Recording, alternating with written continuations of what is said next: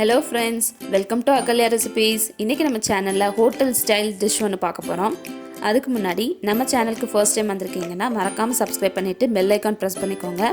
இந்த ரெசிபி செய்யறதுக்கு நான் 50 கிராம் சோயா எடுத்திருக்கேன். அதை ஒரு பவுல்ல போட்டுட்டு சூடான தண்ணியை அதில் சேர்த்துக்கலாம்.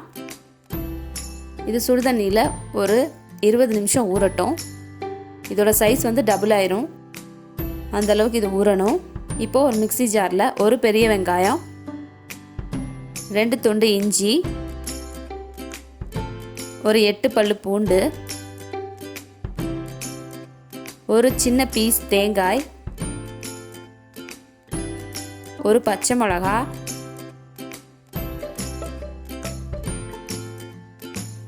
இப்போ ஒரு கைப்பிடி அளவு கொத்தமல்லி, இது எல்லாத்தையுமே கொரகொரன்னு ரொம்ப சாஃப்டாக அரைக்க தேவையில்ல, கொரகொரன்னு அளவுக்கு பேஸ்ட்டாக அரைச்சிக்கலாம். இந்த மாதிரி கொரகொரன்னு இருந்தால் போதும்.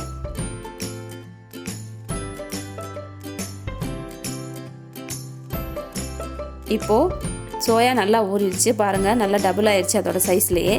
இதை கொஞ்சம் கூட தண்ணியே இல்லாமல் நல்லா புழிஞ்சிட்டு அந்த மிக்ஸி ஜாரில் அரைச்சி வச்சுருக்க பேஸ்ட் இருக்கு இல்லையா, அது கூடயே சேர்த்துக்கோங்க. தண்ணியே நம்ம ஊற்ற தேவையில்லை. அப்போ தான் இந்த ரெசிபி வந்து நல்லாயிருக்கும். தண்ணி ஊற்றாம தான் அரைக்கணும். இப்போ தண்ணி சேர்க்க வேண்டாம், இப்படியே அரைச்சிட்டா பாருங்கள், இதுவே நல்ல கன்சிஸ்டன்சியில் இருக்குது. நான் கொஞ்சம் கூட தண்ணி இதில் சேர்க்கவே இல்லை. நல்லா உருண்டை பிடிக்கிற அளவு கன்சிஸ்டன்சியில் இருக்கும். இப்படி இருந்தால் தான் நல்லது. இதை ஒரு பவுலில் மாற்றிக்கலாம். இப்போது இதில் 1/4 டீஸ்பூன் உப்பு, 1 டீஸ்பூன் கரம் மசாலா, 1/4 டீஸ்பூன் மஞ்சள் தூள், 1/2 டீஸ்பூன் மிளகாய் தூள்,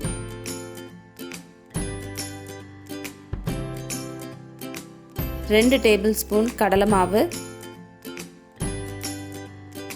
1 டேபிள் ஸ்பூன் சோள மாவு, இது எல்லாத்தையும் சேர்த்து நல்லா மிக்ஸ் பண்ணி பிசைஞ்சுக்கோங்க.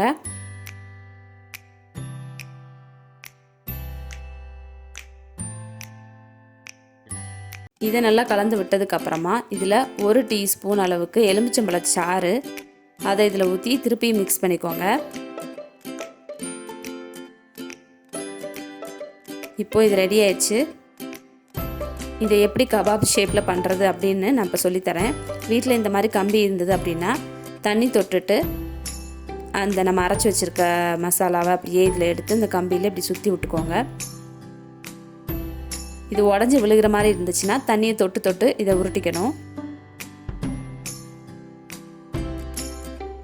இந்த மாதிரி ஓரத்தெல்லாம் அழுத்தி விட்டுட்டு அப்படியே கம்பியிலேருந்து லைட்டாக உருகி எடுத்தோம்னா நம்மளுக்கு கபாப் கிடச்சிரும். பாருங்கள், ரொம்ப அழகாக கபாப் ஷேப் வந்திருக்கு. கம்பி இல்லைன்னா ஒன்றும் பிரச்சனை இல்லைங்க. வீட்டில் கண்டிப்பாக இந்த மாதிரி பென்சில் இருக்கும் இல்லையா, அந்த பென்சில்லையே நம்ம இதை பண்ணலாம்.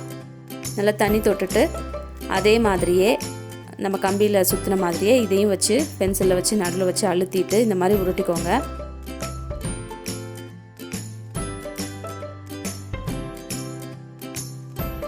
கம்பியில் பண்ண மாதிரியே அதே ஷேப்பு இதுலேயும் கண்டிப்பாக கிடைக்கும்.